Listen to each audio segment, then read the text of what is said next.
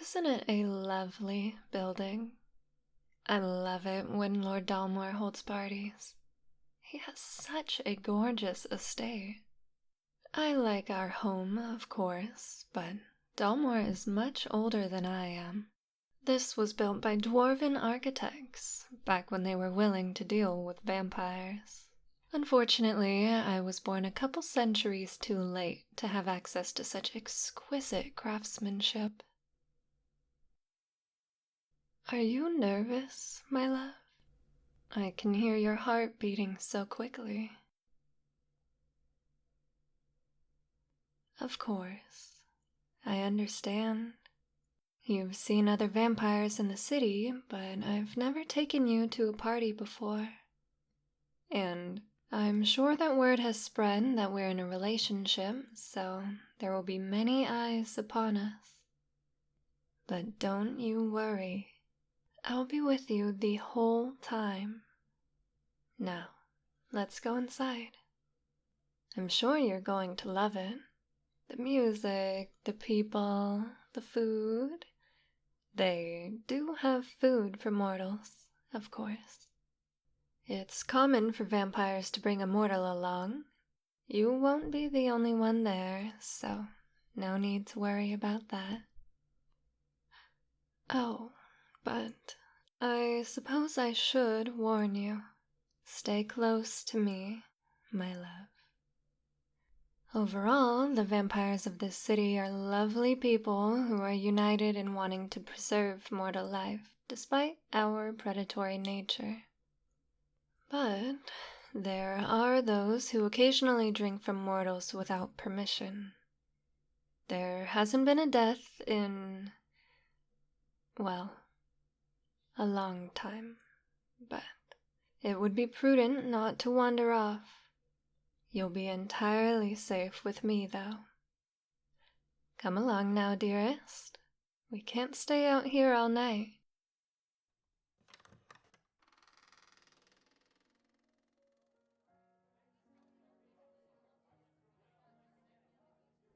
Well, what do you think? I'm quite impressed. The decorations are even lovelier than usual. Oh, look at the hibiscus flowers. I must remember to ask how he managed to get his hands on those. Oh, there he is. Lord Dalmore, how are you? Everything looks absolutely lovely. I actually had a question about that, in fact. Oh, hello there, mortal. I don't believe I've seen you before. Are you a recent acquisition? Oh, shh. No need to bother her. She is in the middle of a conversation, after all. You're not afraid of a dainty lady like myself, are you? I couldn't hurt a fly. Yes, I'm sure she warned you not to stray. Adriana is famous among our kind for being very possessive and equally paranoid. You have nothing to fear here. Certainly not with so many eyes watching us. Now, what about my question? How long have you been living in Aventide? Ah, so you're not that new then. She's just been keeping you to herself. That's a shame. You seem like a nice mortal. You should be given more opportunities to make friends. In fact, perhaps I could be a friend. Why don't we go somewhere where we can get to know each other better?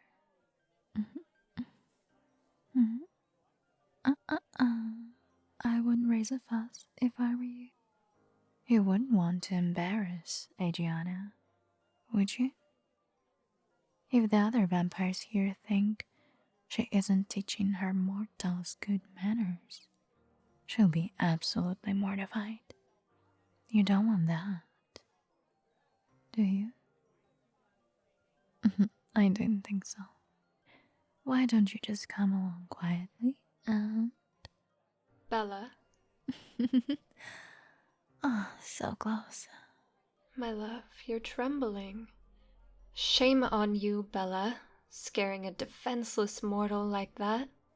Oh, don't think of it as scaring, Eddie. Think of it as testing. Your little pet was about to walk right out of the room with me. Now, would that be their fault or yours? As always, your jokes are in poor taste. Are you alright, love? I'm sure you were scared, but there's no need to fear. Bella was only playing a little joke on us. She'd never hurt you. She's one of my oldest friends, in fact. It's a pleasure, dear mortal. I must say, you already seem very fun-determined.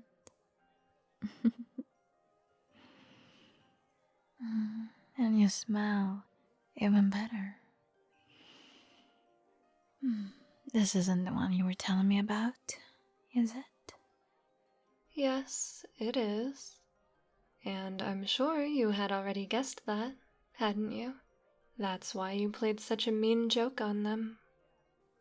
You know me so well. Mortals smell the best when they're afraid. You weren't kidding about their blood. I can smell it so clearly, and they aren't even bleeding. I don't suppose you... I don't know how you can even ask me that after frightening them like that. You really think I'd let you taste them now? Oh, don't be so stingy, Eddie.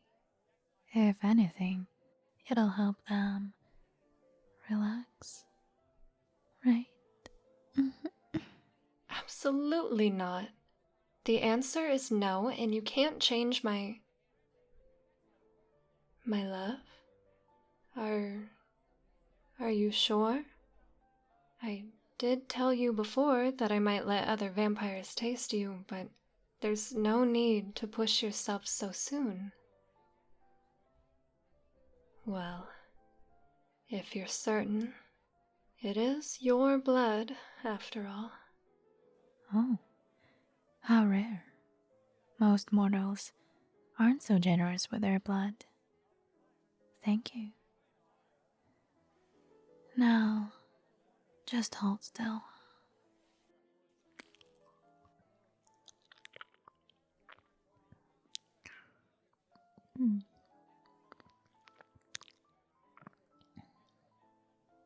Are you feeling all right, dear? I suppose it could be because I can't see your face while I'm feeding on you.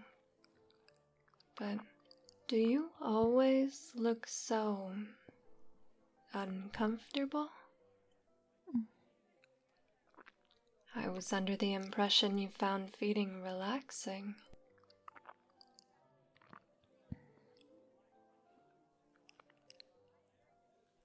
Oh, that's probably my fault. I tend to be a bit rougher about it than you. Don't worry, they'll be fine. Just a little more.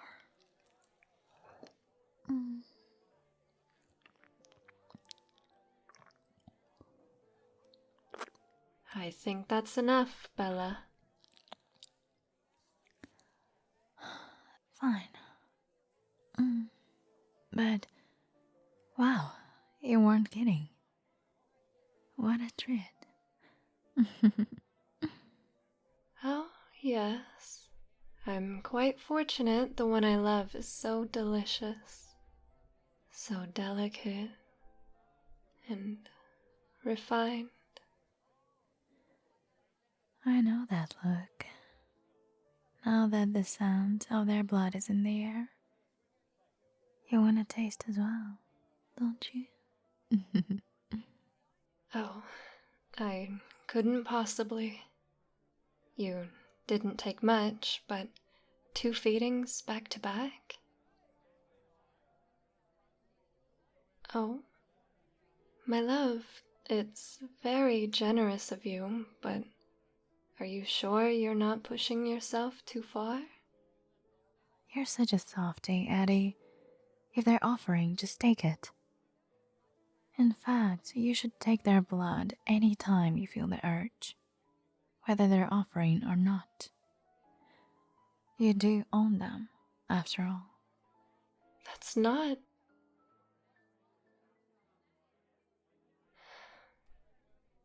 Well, if you're certain, love.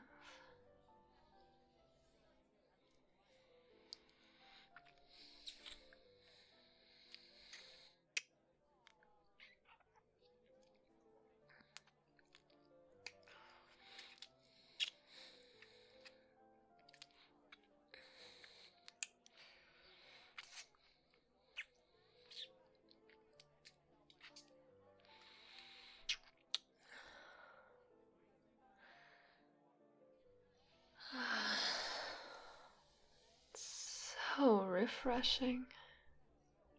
But that's all I'm taking. I can't have you getting lightheaded. My goodness. I'll never understand how a vampire can be nervous about drinking blood. You're not going to kill them or anything. Well, your relationship with your mortals is much different from mine. It's hardly comparable. True. Say, mortal, has Eddie told you about some of the other ways vampires get their mortals? She's so tight-lipped, isn't she? Well, let me tell you how I do things. Eddie is focused on rescuing innocent mortals from slavery. I suppose it's noble, in a way, but it's expensive. The way I do things isn't just cheap. I actually earn money to get mortals. Basically, I have a stand-in deal with multiple nations. Every so often, they find themselves with problematic prisoners. Mostly the leaders of radical political or spiritual movements. As long as they're imprisoned, people will riot for their release. If they're executed, they become a martyr. But as it turns out, nothing takes the wind out of people's sails like hearing that their fearless leader is being given to a vampire. The uncertainty, the fear, the humiliation. It makes those followers much easier to deal with.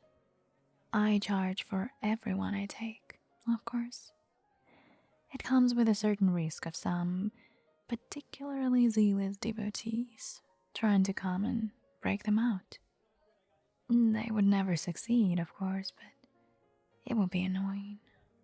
Plus, the prisoners are usually belligerent. Which is why I prefer my methods. It's wonderful to take a frightened, defenseless mortal and build up a relationship with them. To see them blossom into the happy, fulfilled person they thought they'd never be again. You make it sound so idyllic. But in the end, it's all morally grey. Besides, it's way simpler to keep them locked up. Mind you, mortal, no vampire in Eventide does any harm to their mortals, aside from feeding. It's one of the laws the city is founded on. They're well fed and get opportunities for exercise and whatnot.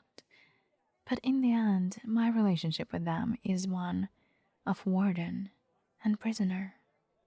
And the world is better for them not being out and about, too. do respect that, Bella, but you might find it nice to have at least one mortal you could be close to. Well, perhaps someday. Say, how much would you take for this one? Right here. Bella, I'm sure I don't need to tell you that they're not for sale. We are in love, you know. Oh, right. But do you really think it'll work out this time? I do. Well, if you say so, who am I to judge? Anyway, I have some more people to mingle with. Always great to see you, Eddie. And you take care as well, little mortal. Oh, well, hello there. Long time no see. What a wonderful. Well, I'm sure you'd be surprised to know that she and I are actually quite close. We're very different from each other, but in some ways that's why our friendship works. She can be a bit of a tease, but I think you'll come to enjoy her company when she comes to visit. Now, let's get some food in you. I'm still worried about you fainting. After that, I have some lovely people to introduce you to. My love, thank you for coming to the party with me tonight. It means so much to me that I can finally show you off. I want everyone to know how fortunate I am to have you, my love.